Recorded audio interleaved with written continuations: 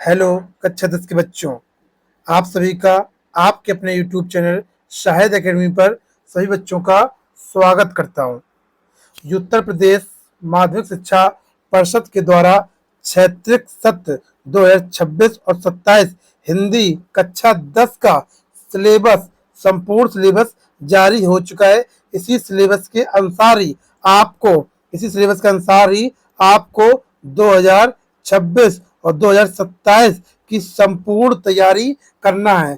इसी सिलेबस के आधार पर आपके 2027 का पेपर पूरा बनने वाला है। तो देखते हैं क्या आपका सिलेबस होने वाला है। अगर आप इसी सिलेबस को पूरा पढ़ते हैं तो आपके 95 मार्क्स कहीं भी नहीं गए। ठीक है, बहुत अच्छे से समझेंगे और उसके बाद हम अगली वीडियो में इसी जो जो हिंदी सिलेबस का हम इस वीडियो में डिस्कस जो करेंगे।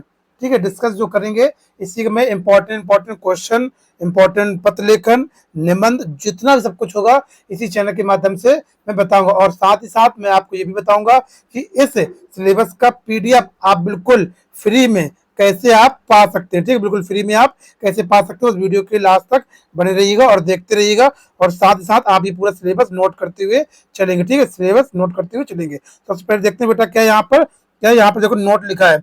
नोट इसमें 70 अंक जो आपका होगा वो लिखित परीक्षा होगी और 30 अंक का आपका आंतरिक मूल्यांकन होगा, यानी कि प्रैक्टिकल का होगा। ठीक है, इस तरीके से आपका ये पूरा पूछा जाएगा।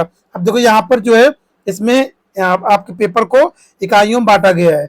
कितनी इकाइयां इसमें, यानी यूनिट 1 है, यूनिट 2 है, यूनिट 3 और यूनिट 4 है। जो यूनिट 1 है गद्य साहित्य का इतिहास है, इसके कितने अंक दिए जाएंगे आपको? 5 अंक इसके निर्धारित है।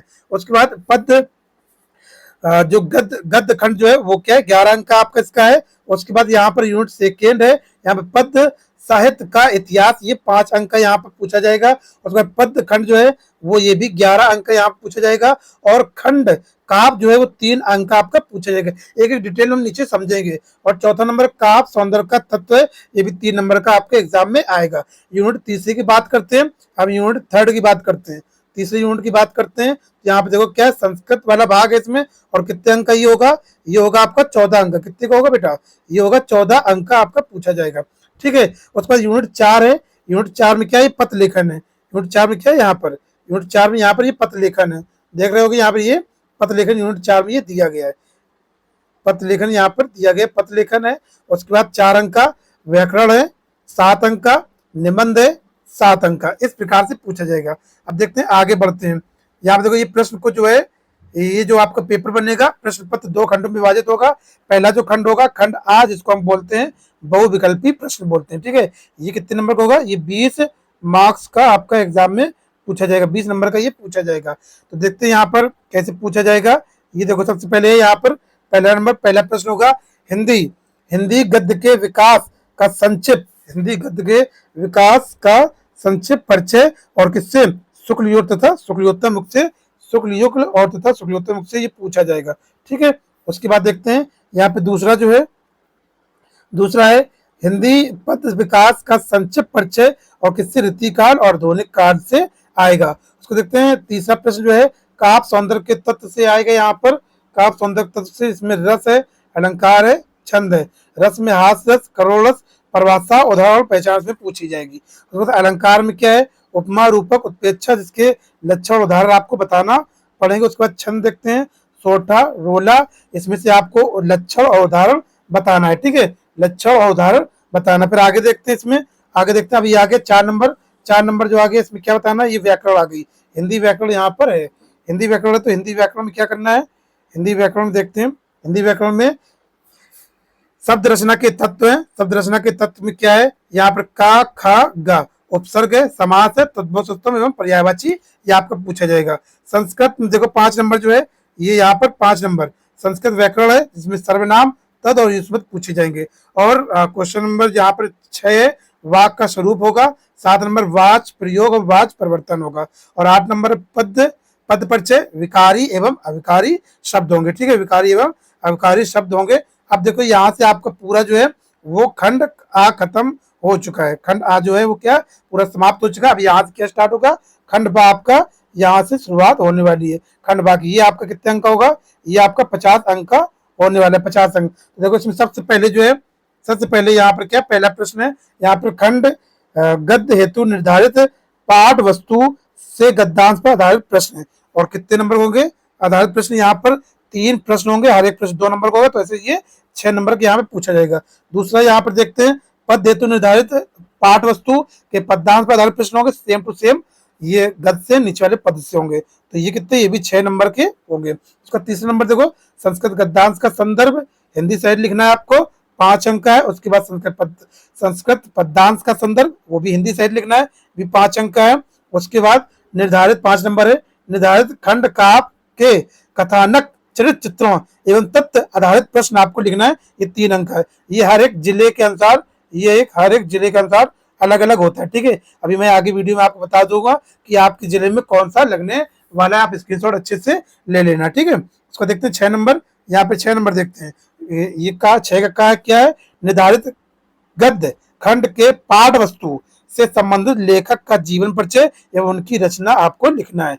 खा नंबर 6 का खा जो है, निर्धारित क्या है, पद खंड से पाठ वस्तु से संबंधित कवियों का जीवन परिचय लिखना है और प्रमुख उनकी रचनाएं आपको लिखना है। तो दोनों को क्या हो जाएगा, 5-5 नंबर आपको दिया जाएगा, दोनों को 5-5 नंबर आपका दिया जाएगा। इस प्रकार से ये पूछा जाएगा, ठीक है। अब देखते हैं क्वेश्चन नंबर 7 है। क्वेश्चन नंबर 7 क्या यहाँ पर कहा गया है, 7 नंबर यहाँ पर है कि संस्कृत खंड पाठ वस्तु के कंठस्थ एक श्लोक लिए जो इस प्रश्न पत्र में ना आया हो, नहीं ऐसा श्लोक आपको लिखना जो आपके पेपर में ना पूछा गया हो। अगर आप लिख देते तो आप उसके 2 नंबर आपको पक्के बिल्कुल मिल जाएंगे, ठीक है। 8 नंबर है प्रश्न पत्र लेखन आपको करना है। मैं आपको एक लिए अलग सेपरेट वीडियो लेकर आएंगे, फिर आपको 3 से 4 पत्र लेखन तैयार करना है। उसमें से आपके पूरे जो कितने 4 मार्क्स हैं वो आपके पूरे पक्के हो जाएंगे, ठीक है। 4 मार्क्स आपके पूरे पक्के होने वाले हैं। उसको देखते हैं यहाँ पर, उसके बाद क्या है यहाँ पर देखो क्या है, ये संस्कृत खंड के पाठ वस्तु पर आधारित प्रश्नों के किन्हीं 2 उत्तर लिखना है, यानी संस्कृत के प्रश्न पूछेंगे उसके आप उत्तर लिख देंगे, उसके भी आपको 2 नंबर दिए जाएंगे, ठीक है। 2 नंबर आपको ये दिए जाएंगे, यहाँ पर देख सकते हैं। अब देखते हैं आगे। अब देखो प्रश्न नंबर क्या है, प्रश्न नंबर यहाँ पर है 10 है। यहाँ पर निबंध पूछा जाएगा आपका, वो भी कितने नंबर का, 7 नंबर का।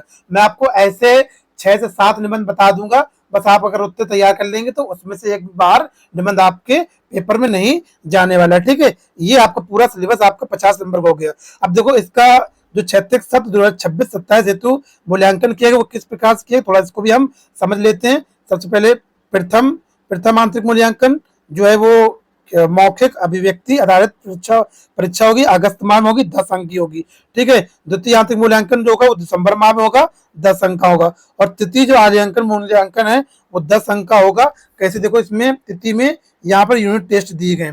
प्रथम यूनिट टेस्ट जो होगा वो जुलाई द्वितीय सप्ताह में होगा, यानी 20 अंक। जो अभी अब जुलाई, ये जून चल रहा है, जुलाई भी आने वाली है, तो आपके क्या द्वितीय सप्ताह में आपके 20 अंक का ये टेस्ट आपको कराया जाएगा। तो द्वितीय यूनिट टेस्ट जो होगा वो अंतिम सप्ताह में होगा, अगस्त के अंतिम सप्ताह में किया जाएगा, 20 अंक का होगा। तृतीय यूनिट टेस्ट जो होगा वो नवंबर के अंतिम सप्ताह में 20 अंक का होगा, और चतुर्थी जो होगा वो आपको दिसंबर के अंतिम सप्ताह में 20 अंक का होगा। इस प्रकार से आपको पूरा पूछा जाएगा, ठीक है, पूरा ये पूछा जाने वाला है। अब देखते हैं आगे नोट, चारों यूनिट टेस्ट के प्राप्तों के योग को 10 अंक में परिवर्तित किया जाएगा।